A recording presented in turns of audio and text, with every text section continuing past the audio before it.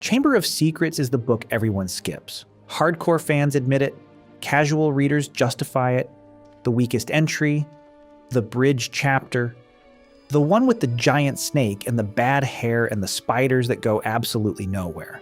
I went back through every chapter this week, every page, every line, and I need to tell you something before we start.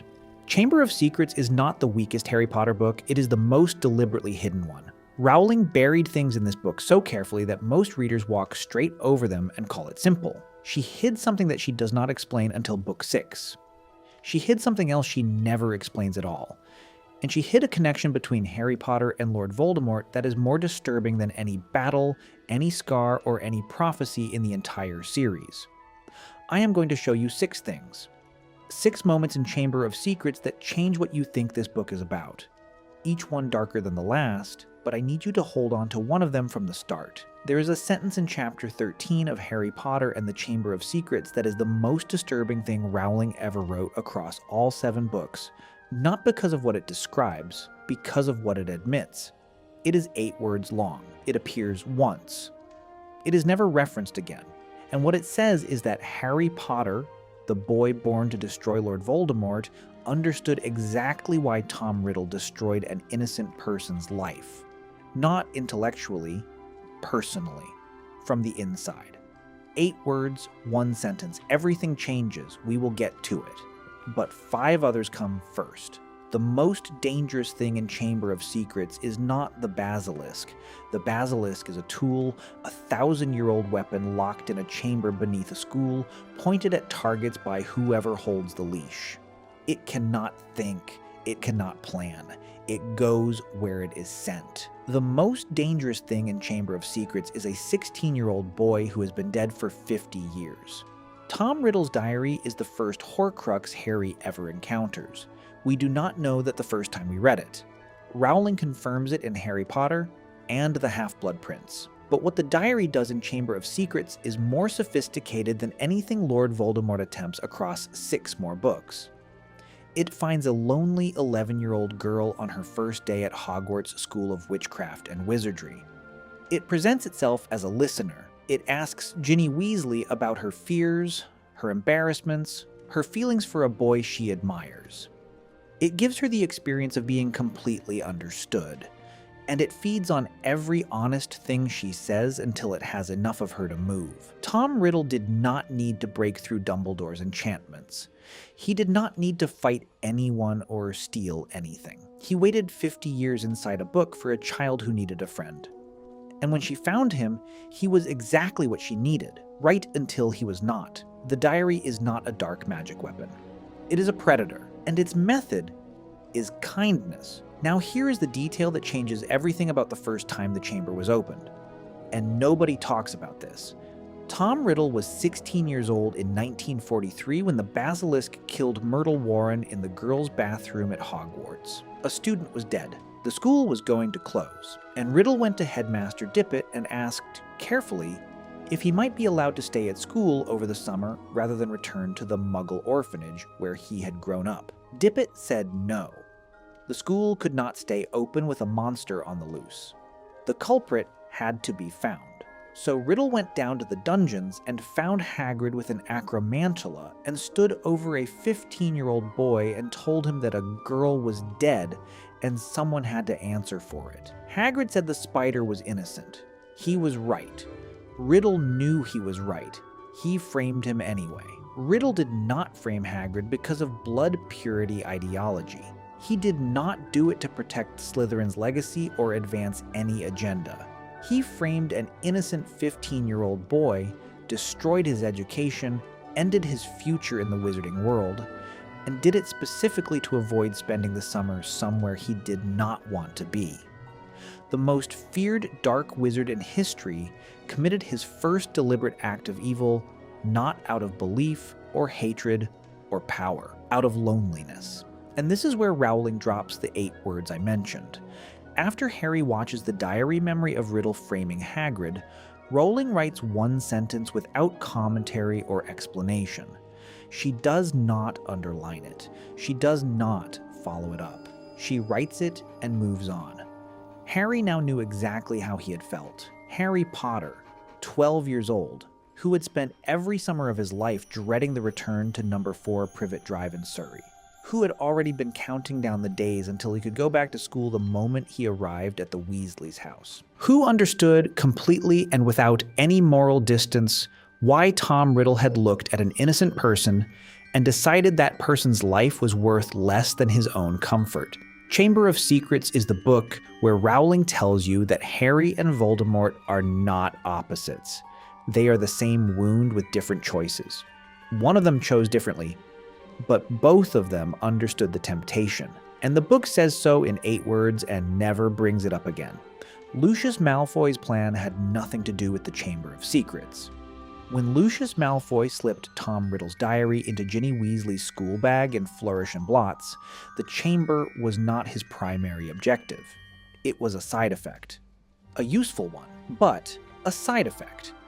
His actual plan had 3 parts. Part 1 was to destroy Arthur Weasley's career at the Ministry of Magic. Arthur had proposed new legislation protecting Muggle objects from being enchanted.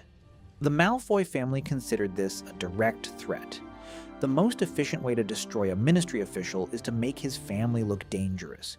A Weasley child possessed by dark magic attacking Muggle-born students achieves that with devastating precision. Part 2 was to remove Albus Dumbledore from Hogwarts.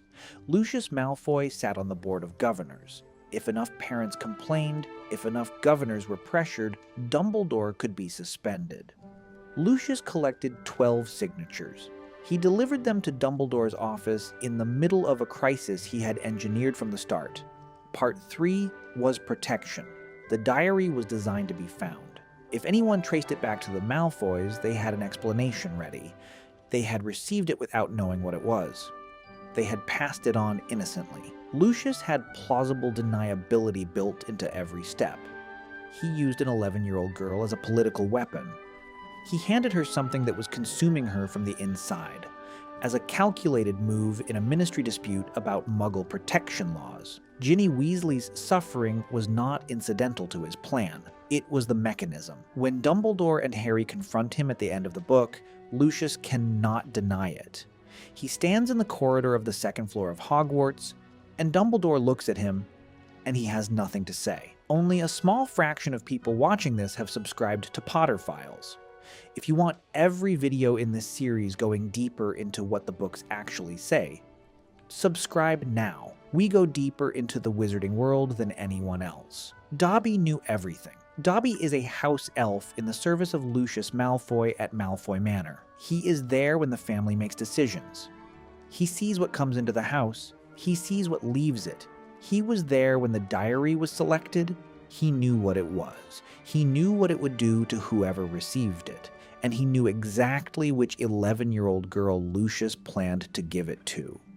He could not name his master. The binding magic of house elf servitude does not permit direct betrayal.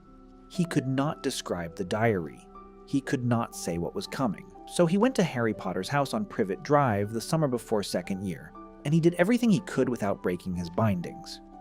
He intercepted Harry's letters from Ron and Hermione so Harry would feel isolated and might choose not to return to school. He dropped a pudding on the Dursleys' guests to get Harry in trouble with the Ministry of Magic. He sealed platform 9 3/4 so Harry could not board the Hogwarts Express. He enchanted a bludger during the Quidditch match to put Harry in the hospital wing. Every single act of apparent sabotage was a desperate attempt to stop a plan Dobby had watched being built from the inside. He never hurt Harry. He scared him. He inconvenienced him. He broke his arm. But he never once did anything that would actually end Harry's ability to stop what was coming. Because Dobby understood that Harry Potter was the only person who could fix what Lucius Malfoy had set in motion. He already knew the whole story.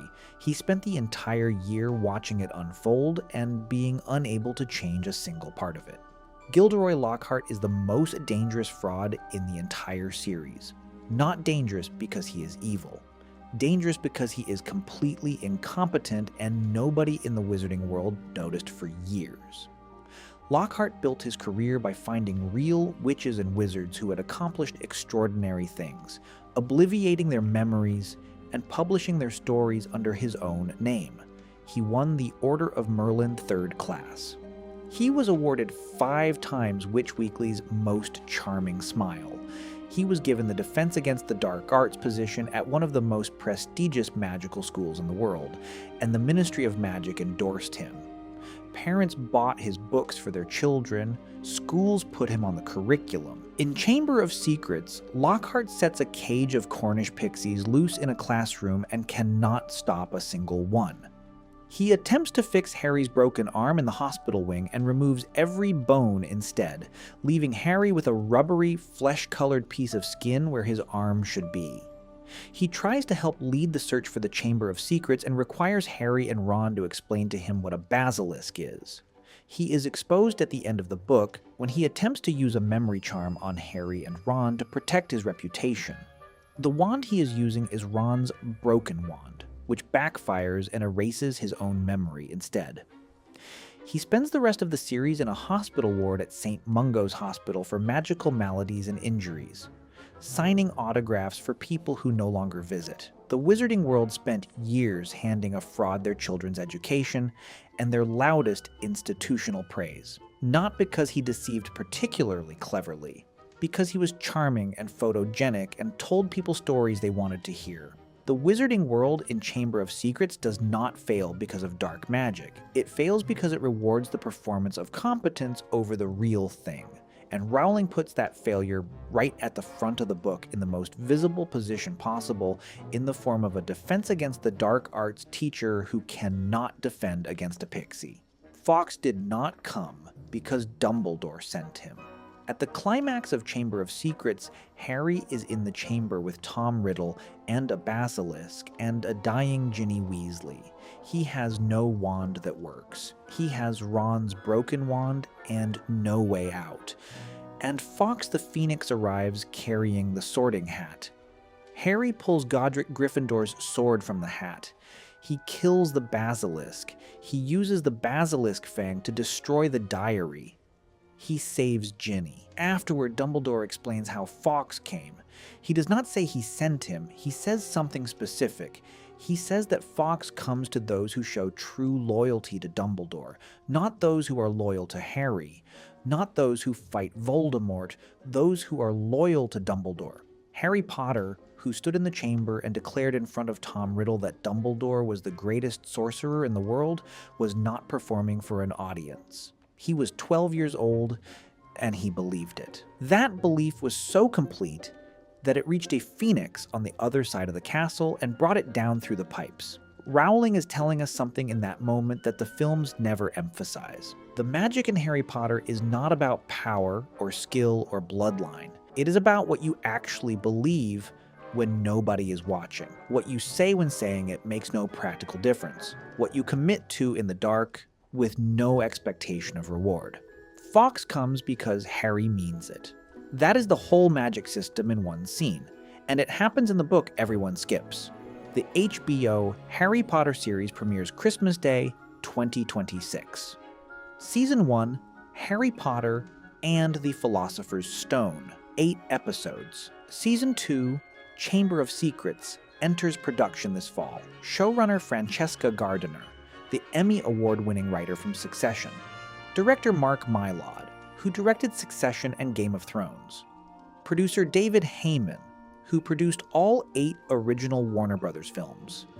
Executive producer J.K. Rowling with full creative oversight. The 2002 film directed by Chris Columbus gave us a Quidditch match and a giant snake and a blonde boy in a bad wig. It is 2 hours and 40 minutes long, and it skips almost everything I just told you. A 10-episode HBO season has no excuse to do the same. Chamber of Secrets is the book where Rowling tells you what Harry Potter is actually about. Not good versus evil, not bravery versus cowardice.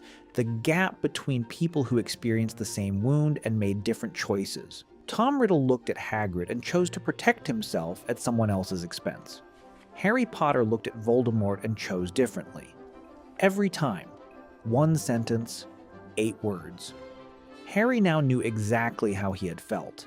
That is the whole series in a single line. buried in the book nobody rereads.